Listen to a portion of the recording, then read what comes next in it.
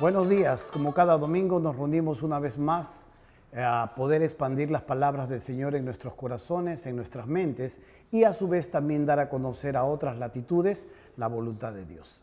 Hoy vamos a continuar con esta serie que nosotros hemos iniciado la semana pasada. Si Dios existe, ¿por qué suceden cosas malas?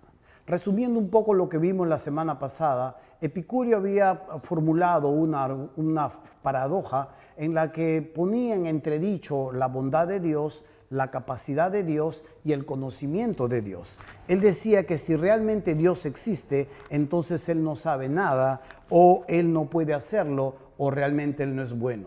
¿Cuál era la razón para que esto se contradijese con Dios? La existencia del pecado. Pero la existencia del pecado no anula la existencia de Dios. A pesar de que el hombre pueda darle la espalda a Dios, Dios igual existe y Dios sigue reinando. La paradoja de Epicurio hablaba en cuanto a que Dios no merece ser adorado. Si Dios existe, Dios no merece tampoco ser honrado. Esta pregunta ha acompañado a lo largo de los siglos a la humanidad. Lo ha hecho a través de preguntas, lo ha hecho a través de la religión, lo ha hecho a través de la filosofía, como vemos la paradoja de Epicurio, lo ha hecho a través de los grandes líderes, lo ha hecho a través de emperadores, de reyes, y lo ha hecho aún también en el hombre actual o aún también en el estadista frente a una desgracia, frente a un fenómeno o tal vez frente también a las situaciones diversas que puede afrontar un líder religioso como también un líder intelectual.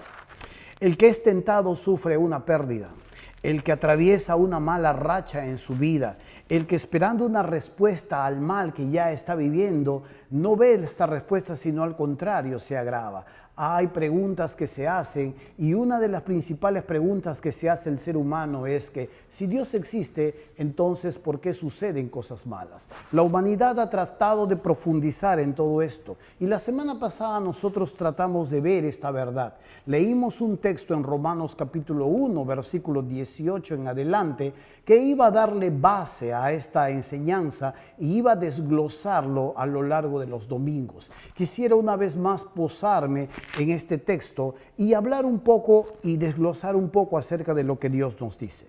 En Romanos capítulo 1, versículo 18, dice así: porque la ira de Dios se revela desde el cielo contra toda impiedad e injusticia de los hombres que detienen con injusticia la verdad. Porque lo que de Dios se conoce les es manifiesto, pues Dios se lo manifestó. Porque las cosas invisibles de Él, su eterno poder y deidad, se hacen claramente visibles desde la creación del mundo, siendo entendidas por medio de las cosas hechas, de modo que no tienen excusa. La argumentación del apóstol Pablo aquí en la carta a los Romanos va a ir hasta el versículo 32 y a lo largo de los domingos o el próximo domingo estaremos culminando esta enseñanza. Pero esta argumentación tiene que ver mucho de cómo la ira del Señor se va a revelar desde el cielo frente a un hombre que ha empezado a darle la espalda. ¿Sabe? En Romanos capítulo 1, versículo 18, es una porción muy triste donde las Escrituras nos enseñan que el hombre no empezó en inferioridad. La grandeza de la criatura del Creador no empezó pues agarrando y juntando leña o comportándose como un animal. El hombre fue hecho y fue creado, no por, como dice la evolución del polvo de las estrellas o de la meba del mar o tal vez de algún producto del azar. La Biblia nos enseña, yendo hacia las Escrituras, que el hombre empezó como un ser superior, pero por causa del pecado cayó más bajo que las bestias. Warren Wiersbe habla esto en un comentario que él tiene en cuanto a los romanos. ¿Sabe? La evolución nos enseña más bien que el hombre empezó como un ser inferior en su intelectualidad, en su capacidad motora, en su conocimiento y que poco a poco empezó a evolucionar y poco a poco empezó a desarrollar. Pero las Escrituras nos muestran todo lo contrario. Cuando uno se va al Génesis capítulo 1, versículo 26, se dará cuenta que Dios, después de haber creado todas las cosas y haberlas llamado buenas en gran manera, le entrega todo este señorío al hombre. De estos versículos se pueden resaltar al menos tres palabras muy interesantes que tienen que ver con el poder, que tienen que ver con el gobierno y que tienen que ver con el dominio de todo lo creado. Dios le dio señorío sobre las peces, sobre las plantas, sobre los animales, sobre todo lo creado. Y esto le permite al ser humano poder progresar, al ser humano poder avanzar, al ser humano poder investigar y poder profundizar dentro de la misma creación. ¿Sabe?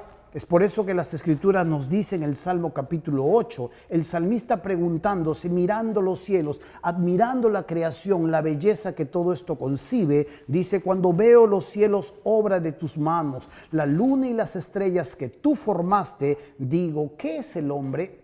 El salmista empieza a preguntarse y hace 3 preguntas muy interesantes. 1, ¿qué es el hombre? ¿Qué es el ser humano? ¿Por qué lo recuerdas y te preocupas por él? Sigue diciendo el salmista, pues lo hiciste casi como un Dios, lo rodeaste de honor y dignidad, le diste autoridad sobre tus obras, lo pusiste por encima de todo. La Biblia, Dios habla hoy, una paráfrasis muy moderna, muy dinámica, nos hace ver un poco más sencillo la forma en cómo el salmista estaba meditando sobre la creación, pero a su vez sobre el señorío, la autoridad y el poder que Dios le había delegado al ser humano sobre todo lo creado. Aquí deberíamos hacer una pequeña pausa. Esto decía un biólogo hace muchos años atrás, convertido al cristianismo.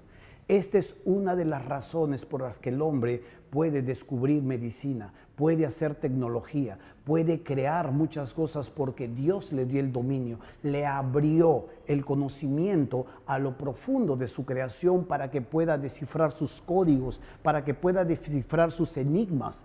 Pero en lugar de que el hombre se postre ante la grandeza y vea la inteligencia detrás de esto, el hombre más bien le da la espalda al Señor.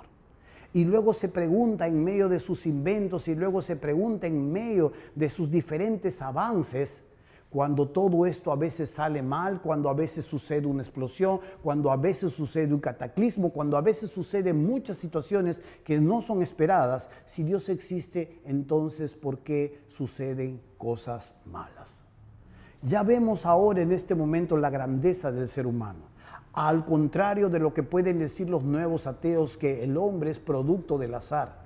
Al contrario de lo que pueden decir los astrónomos, que somos producto del polvo de las estrellas, de la explosión de una supernova. Al contrario de lo que pueden decir los evolucionistas, que provenimos del homínido o que provenimos del mar y que de alguna manera hemos ido evolucionando tras millones y millones y millones de años.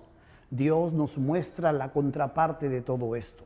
Dios nos muestra que el hombre fue creado superior y sobre todo lo creado. Señorío, autoridad y dominio le fueron entregados. Pero como vimos también la semana pasada, Dios hizo bueno todas las cosas, pero el hombre las echó a perder con la entrada del pecado. Esta es la gran tragedia del ser humano. Es por eso que pasemos a un punto más.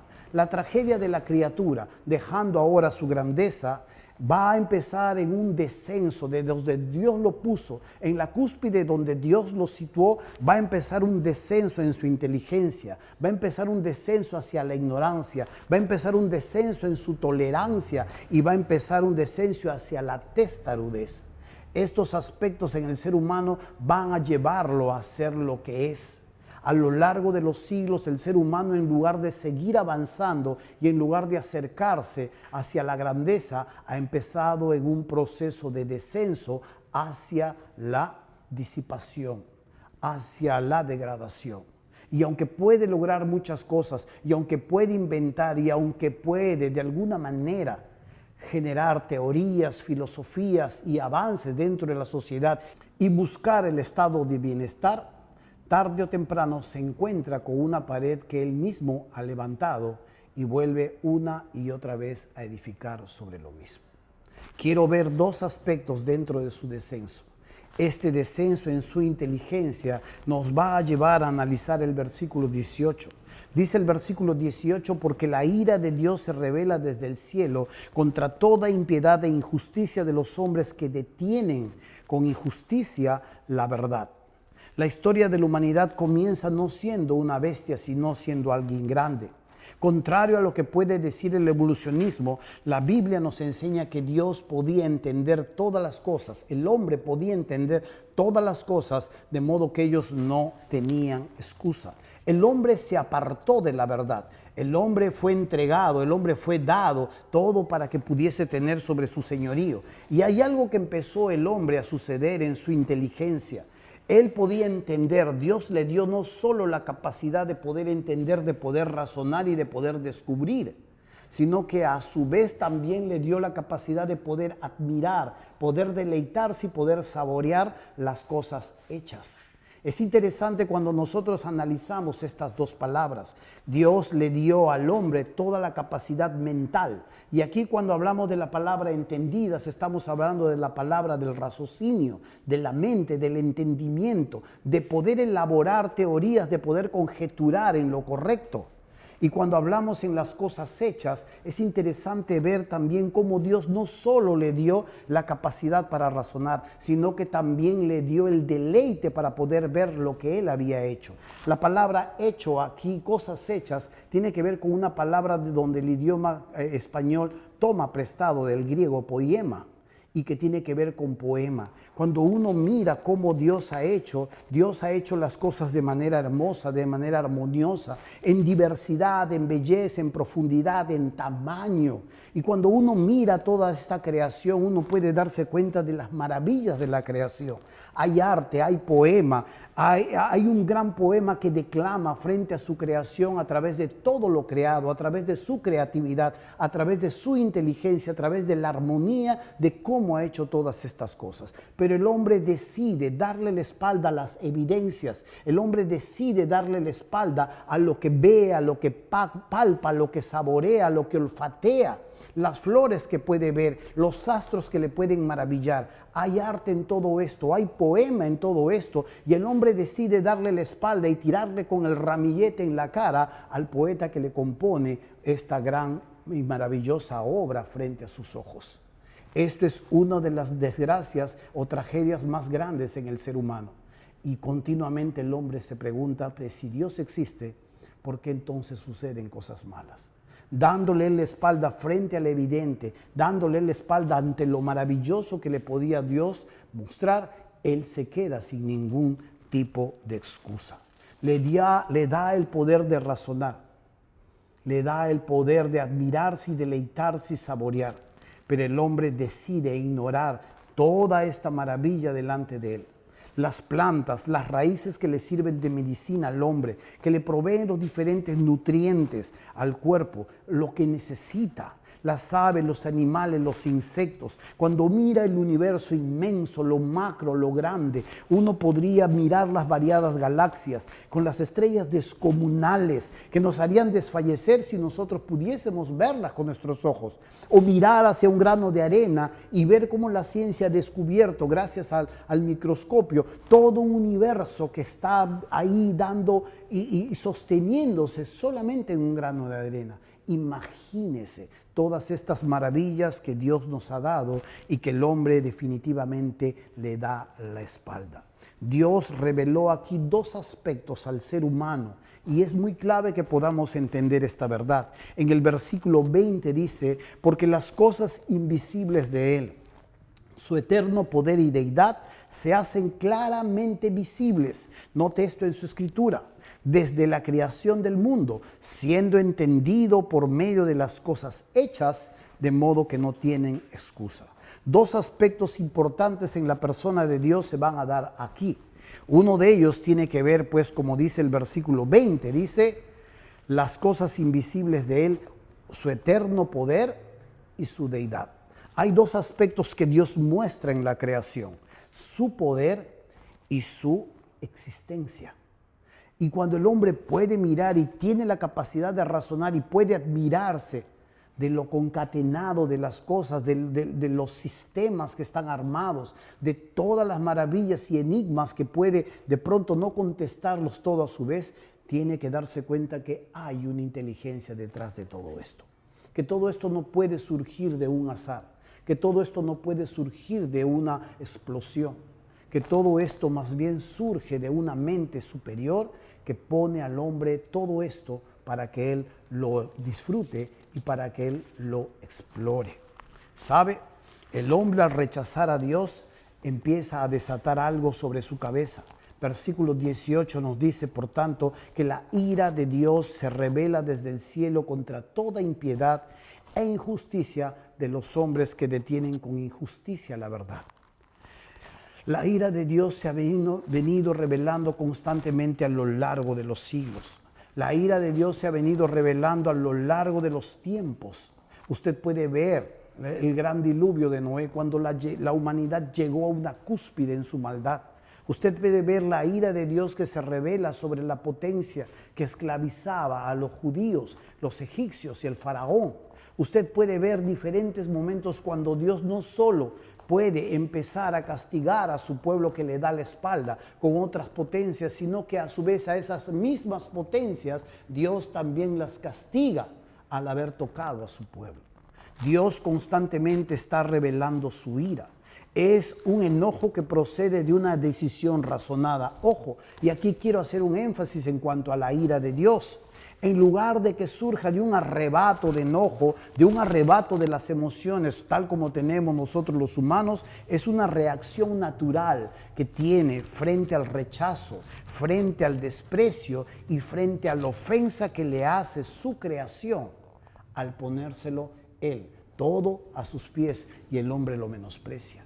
Este mismo menosprecio lo vimos una vez más cuando Jesús estuvo en la tierra. Todo lo que él podía hacer, todo lo que él podía alimentar, todo lo que él podía de alguna manera dar, suplir, sanar y enseñar, finalmente esta misma población lo menosprecia y lo exhibe en una cruz. Este creador ahora está, sin embargo, reteniendo su ira. Se ha detenido temporalmente su ira a causa de la gracia. La ira que Dios siente sobre el pecado, sobre nuestro desprecio hacia su persona, se va a recaer sobre la cabeza de su Hijo. Por eso es que usted va a ver en el huerto de Getsemaní a Jesús orando e implorando y sudando gotas de sangre, pidiendo que la copa no pudiese caer sobre su cabeza, pero cediendo finalmente a que se hiciera la voluntad de su Padre. Las Escrituras nos dicen que el que cree en el Hijo tiene vida eterna. Pero el que rehúsa creer en el Hijo no verá la vida, sino que la ira de Dios está sobre él. Si pudiésemos parafrasear de una mejor manera, es la ira de Dios está permanentemente sobre la cabeza que rechaza a su Creador. Ahora esta ira se ha detenido. Ahora esta ira es como si se hubiese pausado, porque esta ira ha caído sobre la cabeza de su Hijo. Es por eso que aquí también podemos rescatar dos tipos de personas que es necesario que podamos nosotros referirnos a ella. Dice el versículo 18 que la ira de Dios se revela desde el cielo contra la impiedad e injusticia de los hombres que detienen con injusticia la verdad. Hay dos tipos de personas que se resaltan aquí. Uno de ellos tiene que ver con el impío, que es la clase de hombre que no ama a Dios y no le obedece, no le respeta y mucho menos le reverencia. No quiere saber nada de él. Él puede decir que Dios es para los ignorantes o que Dios es para los drogadictos o para aquellos que sufren. Él piensa que es artífice de su propio destino y la altivez de su corazón lo ha hecho completamente indiferente a Dios. Pero está también el injusto. El injusto, dice, es aquella persona que tiene una ausencia de conducta recta frente no solo a los demás, sino consigo mismo. Esta es la persona que está vinculada a la inmoralidad. Esta es la persona que ama no a los demás, se ama a sí mismo. Los demás solo le sirven para hacer sus propios deseos. Estamos hablando de propósitos fraudulentos, de mentirosos, de esclavizadores. Este puede tomar la vida de un niño, puede violarlo o puede raptar a una mujer, puede venderla como una esclava sexual, puede apropiarse de bienes, puede hacer muchas cosas y no le importa el prójimo con el cual pueda relacionarse. Le importa su propia persona. Este es como vemos el corazón del hombre se ha ido deformado. Y este es el mismo hombre que luego cuando cae en desgracia, este es el mismo hombre que vive de espaldas a Dios, que confunde a Dios con una religión. Este es el mismo hombre que luego cuando cae en desgracia dice, si Dios existe, entonces ¿por qué me suceden cosas malas? ¿Acaso Dios no me lo puede evitar? ¿Acaso que Dios lo conoce todo? ¿No podría saber que mañana yo me iba a meter en este problema y me hubiera desviado? ¿Acaso el Dios que tiene todo el poder no podría detener esta enfermedad? Pero no tiene reparos en agredir a su prójimo y en hacer que su prójimo pueda servir solo a sus propios propósitos. Al quedar su inteligencia expuesto a las sombras, ahora lo que empieza a suceder es que no solamente su inteligencia se oscurece, sino que empieza un descenso hacia la ignorancia. Este es el segundo punto que quiero que veamos. Este descenso hacia la ignorancia nos dice en el versículo 21, pues habiendo conocido a Dios, no le glorificaron como a Dios, ni le dieron gracias, sino que se envanecieron, dice, en sus razonamientos y su necio corazón fue entenebrecido. Es dramático ver el versículo 22 como el hombre se vuelve indiferente a su creador. En lugar de poder reconocerle y en poder darle el lugar que él lo merece, puede reemplazar a su creador con un sinnúmero de dioses o aún él mismo ponerse en el pedestal que corresponde a Dios. Lo segundo que hace más bien es que su corazón se vuelve desagradecido. No toma en cuenta a Dios, no agradece a Dios, no entiende que el hálito que Él tiene en su vida, no entiende que todo lo que Él es, que todo lo que Él posee, que todo lo que Él sabe, lo es gracias a todo lo que Dios le ha entregado. Y se vuelve indiferente, tiene un corazón desagradecido, piensa más en sus derechos y se olvida de sus deberes. Esto, al expulsar a Dios de su vida y negar su existencia, ocurren dos acontecimientos trágicos en su humanidad. Y esta es una de las grandes tragedias en el ser humano.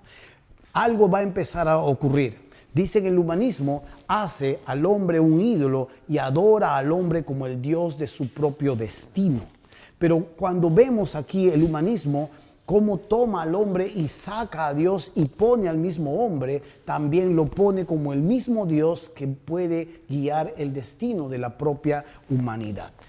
Quiero que mire algo más. Cuando las mentes y los corazones se vacían de Dios, los hombres tienden a llenar sus corazones y pensamientos con otras cosas. Esto es lo que le decía la desgracia y la tragedia humana. Dice que como no le honraron y como no le agradecieron, sus razonamientos y su esencia se empezaron a entenebrecer. Este es el descenso hacia la ignorancia, poseyendo toda la capacidad, poseyendo todo lo necesario para encumbrarse mucho más y reinar sobre todo lo que Dios le ha dado de manera armoniosa y en conjunción con sus criaturas, con sus compañeros, con su prójimo, el ser humano más bien desciende hacia la ignorancia y empieza su mente a confundirse. Si no, usted mire nomás las diferentes teorías que elabora el humanismo y que muchas de ellas chocan entre sí. Dese cuenta cómo su capacidad se empieza a entenebrecer. Dice las Escrituras que su corazón se vuelve necio, se entenebrece. Todo lo que siente, todo lo que piensa, todo lo que dice queda afectado negativamente por el pecado. Su voluntad queda esclavizada a la influencia y el poder del pecado. Por eso es que cuando Jesús le invita a los líderes religiosos a creer en Él y a seguir en su palabra, ellos le dicen, a la propuesta de que ellos iban a ser verdaderamente libres, ellos le dicen que ellos nunca habían sido esclavos. Y Jesús les da y les revela esta verdad. Todo aquel que hace pecado, esclavo es del pecado. Y esto es lo que ocurre con el corazón, esto es lo que ocurre con la mente. Se oscurece, se entenebrece y su necio corazón se empieza a oscurecer y van en un camino descendente hacia la ignorancia. Al deshonrar a Dios en sus corazones, las mentes de los hombres empiezan a especular acerca de cualquier fuente suprema en cuanto a la vida. Y empiezan ellos a elaborar sus propias teorías y empiezan ellos a encumbrar sus propios dioses. Esta es el pecado de todas las sociedades. Pueden ser sociedades industrializadas, donde el hombre es fuerte, sano, culto y de buena salud. pero se vuelve soberbio, se vuelve altivo y se vuelve indiferente a Dios. Pero también puede ser el pecado de las sociedades no industrializadas, sociedades emergentes, donde le rinden culto a imágenes grotescas. Mire usted cómo le rinden culto a bueyes, le rinden culto a calaveras, le rinden culto a un sinnúmero de imágenes grotescas. Le rinde el culto a las criaturas antes que al Creador. Estas sociedades son idólatras, estas sociedades son supersticiosas y temerosas de cualquier situación. Esto es lo que vimos hace unas semanas atrás, cuando una niña pronosticó que iba a haber muchos muertos y todo el mundo corrió hacia sus casas y no salió. Este es el pecado de sociedades no industrializadas, supersticiosas, temerosas, que elaboran cualquier tipo de Dios y reemplazan al Dios verdadero. Y luego, cuando empiezan a suceder las cosas funestas, empiezan también a preguntarse: si Dios existe, entonces ¿por qué suceden cosas malas? Un humano indiferente a Dios, un humano que le rinde culto a las criaturas antes que al Creador, un humano que se vuelve altivo en su conocimiento, en su salud, en su sistema económico, o un humano que vive temeroso de los cerros, que vive temeroso de las sombras y de los espíritus, es un humano que no tiene en cuenta a Dios, no le conoce, le ha dado la espalda, piensa en sí mismo, dice de Dios, creo en Dios, pero hace su vida fuera de la voluntad de Dios. El tiempo de gracia, por tanto, hermanos míos, en el que hoy estamos viviendo, también es un tiempo de advertencia. El que no se acoge a la gracia presente se verá pronto frente a la ira futura. Recuerde esto, el tiempo de gracia que nosotros hoy estamos viviendo también es un tiempo de advertencia. Y el que no se acoge a la gracia presente, Cristo, se verá frente a la ira futura. Dios derramará su ira tarde o temprano sobre una humanidad que cada vez se degrada más, sobre una humanidad que colapsa, sobre una humanidad que explota a su semejante, sobre una humanidad que corroe las propias estructuras de la creación, sobre una humanidad que no tiene en cuenta a los demás, sobre una humanidad que explota en lo económico, en lo sexual y hace de sus congéneres solamente mercancías. Y luego, cuando esta misma humanidad sufre, cuando esta misma humanidad atraviesa situaciones difíciles, levanta el dedo acusador, busca sobre quién cargar, sobre qué hombros cargar la responsabilidad de sus desgracias. Tal vez hasta esto mismo te puede suceder a ti. Lo que tú estás viviendo, lo que tú has estado haciendo, probablemente es el producto de lo que hoy te está pasando. Y en lugar de asumir la responsabilidad de las situaciones por las que tú vives, estás tratando de buscar y poner sobre los hombros de Dios la responsabilidad que Él no la tiene. Por tanto, para terminar esta primera parte, el hombre se pregunta constantemente: si Dios existe, ¿por qué suceden cosas malas? El hombre va buscando responsables y cuando no las puede encontrar, apunta hacia Dios por causa de su propio dolor. No se ha detenido a preguntar, no se ha detenido a evaluar, no se ha detenido a pensar si esto es cierto o no. Al rechazar a su Creador frente a las evidencias maravillosas, frente al poema armonioso, profundo, grande, diverso y creativo que Dios le ha puesto ante sus ojos para descifrarlo, el hombre más bien se comporta indiferente, oscurece su inteligencia y su corazón desciende hacia la ignorancia. ¿De qué lado estás tú? ¿Estás en el lado de los que se quejan constantemente? ¿Estás en el lado de los que tal vez se están preguntando exactamente? ¿O estás en el lado de los afectados? Puede ser. O tal vez estás en el lado de los que escuchan, analizan y proceden con honestidad a asumir su responsabilidad. ¿De qué lado estás tú? O tal vez del lado más grave de aquellos que escuchan esto y es como si no les importara, el lado del indiferente.